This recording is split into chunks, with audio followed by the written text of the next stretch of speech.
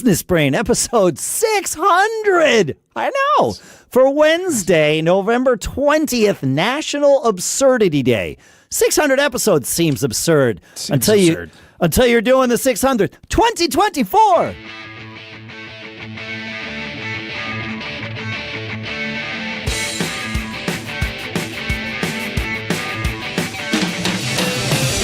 Greetings, folks, and welcome to Business Brain, the show where we take some ideas, we crunch them, we dissect them, we analyze them, we use them to tune our business brains each and every time we get together. Sponsors for this episode include Shopify.com/businessbrain. That's where you can go sign up for your $1 per month trial and start selling today. And also Incogni.com/brain, where you can use code BRAIN to get 60% off of an annual plan and take your personal data back. We'll talk more about each of those in a few minutes. For now, here celebrating 600 in Durham, New Hampshire, I'm Dave Hamilton. Dude, and out here in Northern California, I've been celebrating 600 all week. I started it's just hey, why not? Ready to go. Yeah, let's do it. I wrote about it in my newsletter that went out yesterday about this. The idea of getting to 600 episodes seems unfathomable when, starting recording, episode 1, 2, 3, all this kind of stuff, and how we've adapted new things and new names and new formats and kept it, I think, fresh, at least in my opinion. Yeah. I still enjoy it. I love doing it. I say I always learn the most. So congrats on 600. Congrats to 600. It's amazing. It's the second time I've hit 600, not the first time. But it doesn't every milestone, it's good to see. It's like, here we are, here we're doing the thing, but it doesn't leading into it. It's like, well, we're just going to prep the show and do the thing and get on to 601 and get on to 601.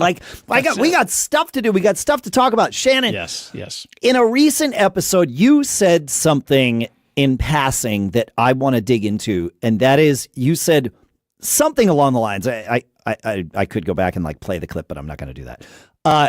Once you learn how to solve for money, life gets easier. You get to work on the things that you want to work on. And I agree wholeheartedly with this. But I also know that if you haven't yet solved for money, or if you don't think you have solved for money yet. Yeah, that's important. And which I think is more important, yes. Yeah. Then that phrase may seem contrived or a little bit dickish, any of those things.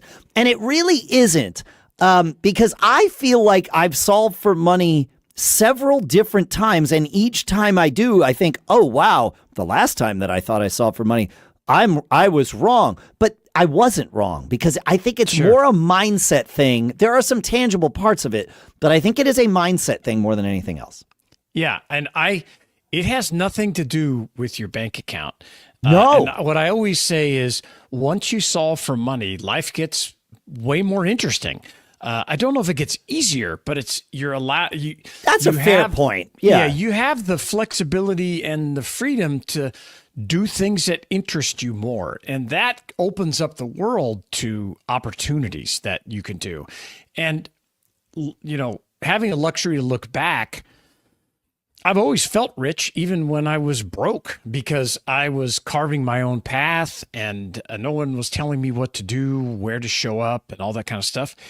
And it is a mindset, and the way that we've done it in my life is we've always tried to live below our means, so that whatever we did generate had a greater impact on our lives. We kept ourselves from getting into debt, and when we had debt, I certainly have had it. We've worked really hard to pay things off, and we don't fund our lifestyle with our assets. We fund it with revenue and profit. I shouldn't say revenue. We fund it with profits, not assets. So we have scaled up and scaled down when things are tight. Yep. This past year was like a money pit with kids in college, graduating, weddings, all that kind of stuff. But I know 2025 will be amazing because it'll just be different. So that I like to say that, once you solve for money, it's more interesting. More interesting. That is what you said. Yeah. There are many different ways that this can exist. This mindset can happen. One of the first ones, and this I had solved for, but I did not know it until you said something to me, and you were talking about yourself, and I was like, wait, I've already done that. And this was years and years ago. You said something along the lines of, well, it doesn't really matter if this falls apart. And I'm not talking about this show. Like, we were talking about something else. And it was like, well, it doesn't really matter if X falls apart, the current thing, whatever it was, falls apart, because I know how to make money. Like, it's not an issue. And it was like, oh, whoa, like, same. Why do once you've done it a few times. Yeah, it's like okay. I have confidence that if everything I'm doing, if the cash flow from it stopped, I would just figure something else out to start up the cash flow again. And I think a lot of entrepreneurs have that skill. Yes, but you gotta know you have that skill. And this is where I often talk about this $1,000 brain switch. I was fortunate to flip my $1,000 brain switch when I was in my early 20s and understood that, oh, I know how to make money.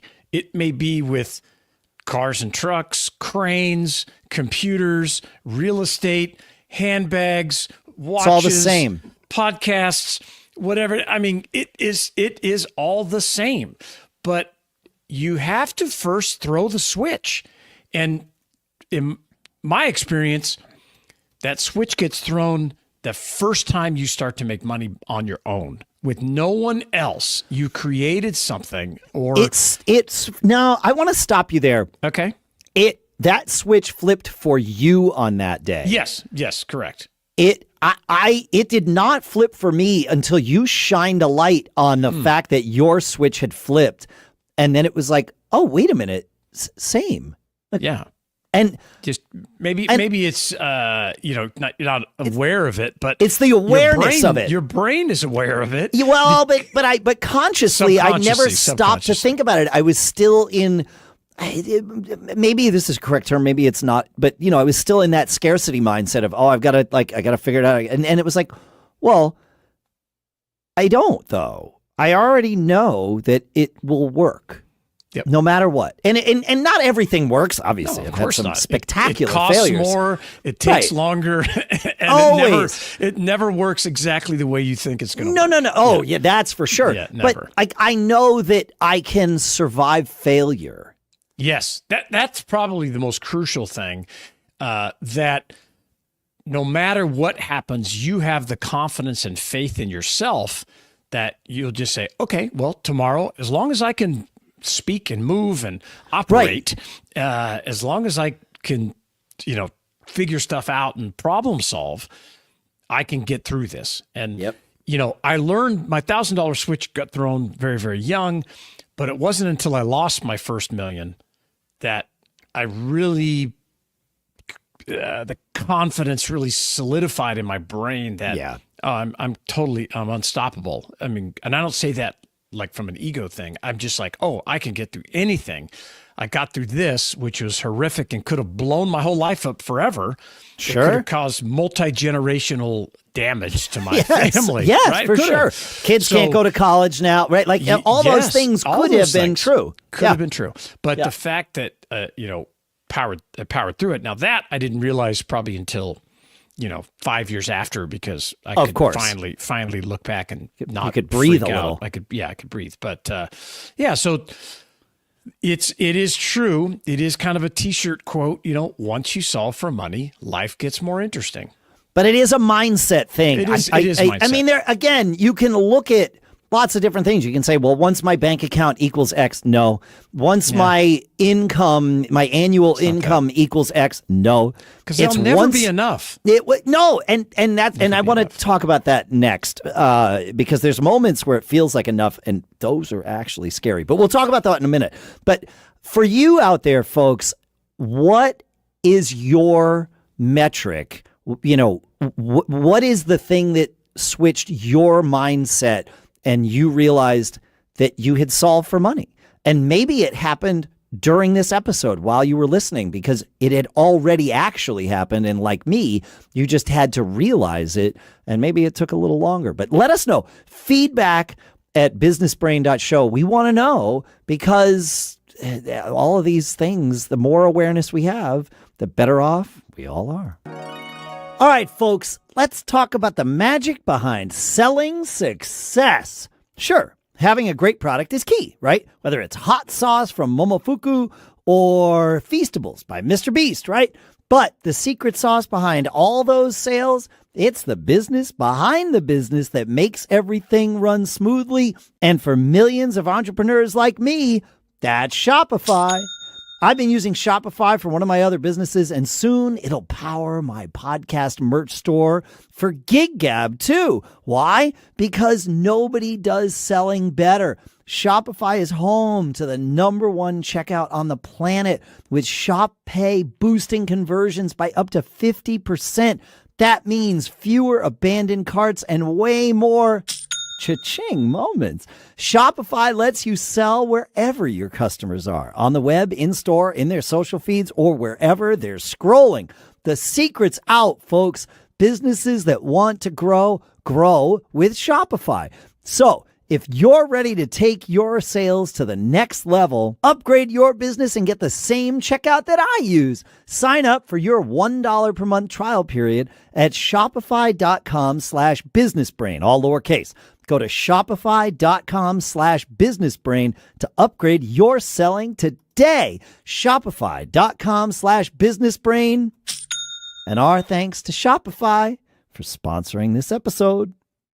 Have you ever felt like your personal data is out there partying without you? Signing up for mailing lists, crashing inboxes, and maybe even stealing your Netflix recommendations? That's where our sponsor Incogni comes in, the ultimate bodyguard for your digital life. Incogni is like a digital bouncer for your personal data. They hunt down those sneaky data brokers who've been stockpiling your sensitive information and tell them, not today, pal. Incogni doesn't just remove your data, they handle the back and forth with data brokers like a top-tier negotiator. Objections? Denied. My favorite part? Less spam. Incogni will turn your inbox from a junkyard of ads into a streamlined communication hub. And the bonus, your sensitive data, like social security numbers or login credentials, stays yours. It's like having a digital ninja protecting your identity 24/7. Why wait? Take your personal data back with Incogni. Use code BRAIN at incogni.com/brain and get 60% off an annual plan. That's code BRAIN at incogni.com/brain, incogni.com/brain. Use code BRAIN there. You get 60% off an annual plan. Incogni, because your data deserves VIP treatment, and so do you. And our thanks to Incogni for sponsoring this episode.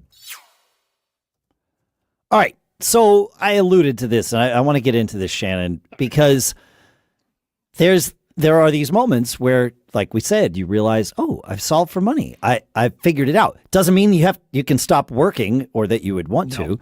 No, in fact, often it's exactly the opposite of that. Right.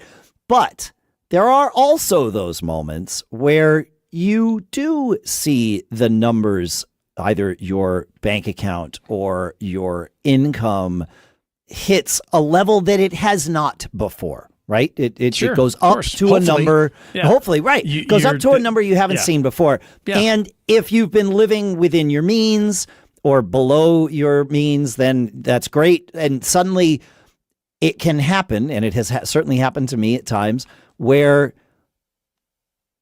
that breeds complacency. Yep. That success breeds complacency. And, it's wrong, but it's difficult because it's happening inside your head. And it's, we talked a couple of months ago about, how do I get that chip back on my shoulder? Yeah, right. How do I get that drive going again? Because sometimes, you had a bunch of wins and it's like, all right, well, maybe I can take my foot off the gas, or not even maybe I can take my foot off the gas. You just, it happens. Your foot is taken off the gas. It's like, crap, how do I put my foot back on the gas?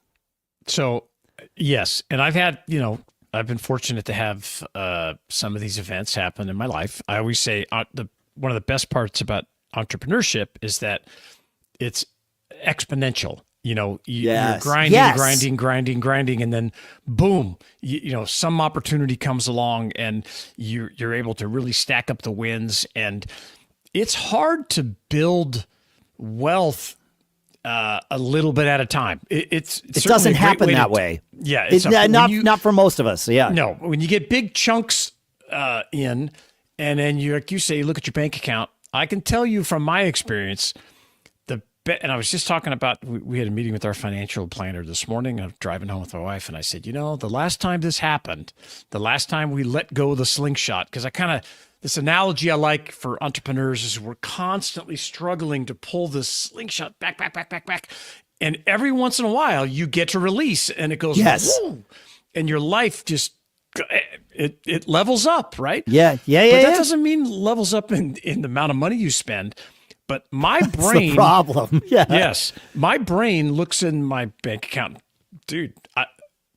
Thinking you're rich is not a good thing, in my opinion. No, in my opinion, no. So it comes back to that complacency and this kind of thing, and it doesn't motivate you. So, the last time this happened for us a few years ago, we just got rid of that those profits as quickly as we could, and out of my line of sight, if you will. Yes. We bought some more real estate. We invested in some more stuff. We did all the things that I don't see on a day-to-day basis. I look at my bank account every single day. I mean, that's part of my. I've been ingrained in that every morning. I just blink. What's going on? And having my bank accounts go back to normal, where you normalize them, really keeps me motivated. Because now I start thinking things like, I always say I have a vicious case of the I wants. Like, I want to buy, I bought this piece of real estate, and now it's like, I want to buy a tractor, and I need to buy a new ATV, and I want to buy this. I really want to buy a Sprinter. I don't need one, but a van to drive around the country. The van.